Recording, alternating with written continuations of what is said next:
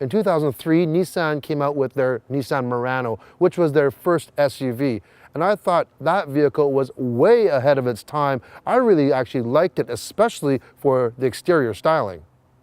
Well, over a decade later, the styling is kind of calmed down, or things have actually caught up to the styling of the Murano. Until now, this is the 2015 Nissan Murano, and they've definitely kicked it up a notch.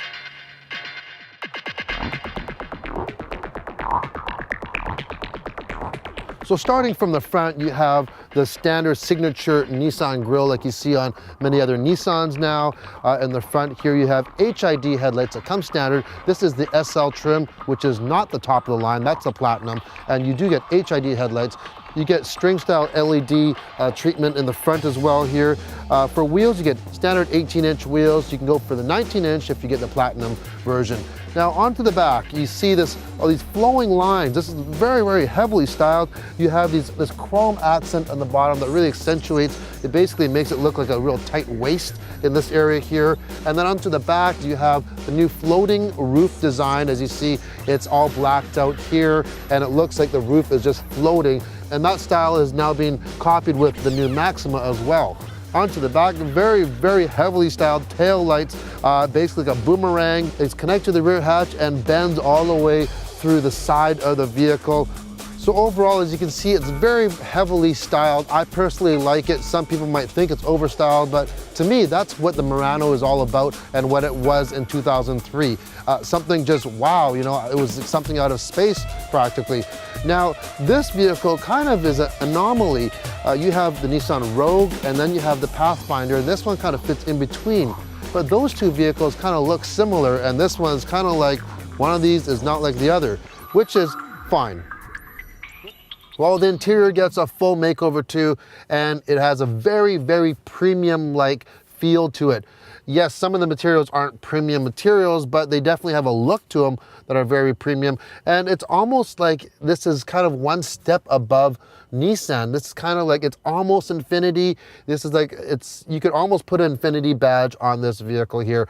In the center here, you have this piano black finish, a great looking infotainment center here. You have your HVAC system below. Now this is the SL model, which is not the Platinum, which is the top of the line. And it's very, very well equipped. You have a huge moon roof. You have heated seats in the front. You have a heated stereo. Now, if you go onto the Platinum, you actually get heated and cooled seats in the front and heated rear seats as well. But for this trim level, it's very well equipped. One thing I like about what Nissan has done in a lot of their vehicles, not just the Murano, is they've taken some of their higher end technologies and they've brought them down into models that would not normally have them, like their round view monitor, which you can even get in like vehicles like the Rogue. And this one here, you have the camera button here, and it actually turns on when you go in reverse. And you have a round view, 360 degrees of the vehicle. If you push it again, you even have a side view as well. Very nice touch. Okay, now the back seat area is very, very nicely appointed. If you get the Platinum, like I mentioned, you do get heated seats in the back as well, but this one has a nice touch. It does have a USB in the rear, and this nice finish continues on in the back here. Now, I do have a lot of leg room. The seat in front of me is set to an average sized person, probably about 5'10", 5'11". So there's plenty of room here. And even with the car seat here, with a toddler, they're actually not kicking the back, depending on how big they are. But overall, very, very nice and comfortable place. And one thing to note, it almost has a flat floor, which is really nice, especially if you have to throw in a third person in the middle. In the back, you have a standard power liftgate, which is very nice. And if you have a family or you want to carry a lot of cargo, no problem here. Speaking of family, we have 2 kids.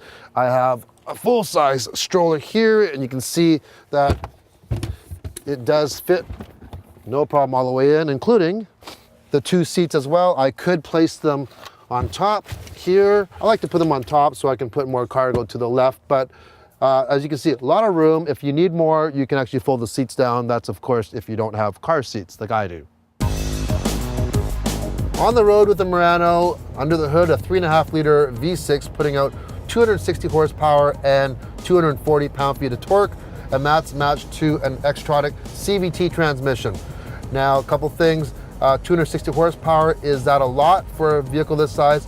Not a whole bunch, but they've seemed to manage to pair it really good in their ratios with the CVT, which I've always said Nissan has done a very good job right from the beginning of making their CVTs, and they drive more like a conventional automatic transmission, and this one is no different. Works very well.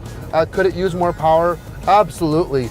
I wouldn't mind seeing it have like a 3.7 liter V6 that you would get in like the Infiniti QX50 with 325 horsepower. I wouldn't complain with that. But for an all-around vehicle, around town, on the highway, this will definitely do the job, no problem. Now, I've been lucky enough to drive this vehicle for a couple weeks, and today as we're driving right now, as you can see, it's pouring rain. You feel a little more assured though, because this has all-wheel drive as well. And speaking of this particular vehicle, this is the SL trim, the middle package. Above that is a Platinum. Now, let me tell you, what you get with the SL is a lot of car. This one runs about $40,000, and that's including freight and PDI in Canada. So not a bad price to start for a middle trim, but in the middle trim, you get a ton of equipment. You get things like intelligent keys, blind spot monitoring, HID headlights, power liftgate. You get a 7-inch screen with a Bose audio system and a round view 360-degree monitor system. And of course, things like a beautiful interior that's, a full leather interior, heated seats, heated steering wheel. I could go on and on.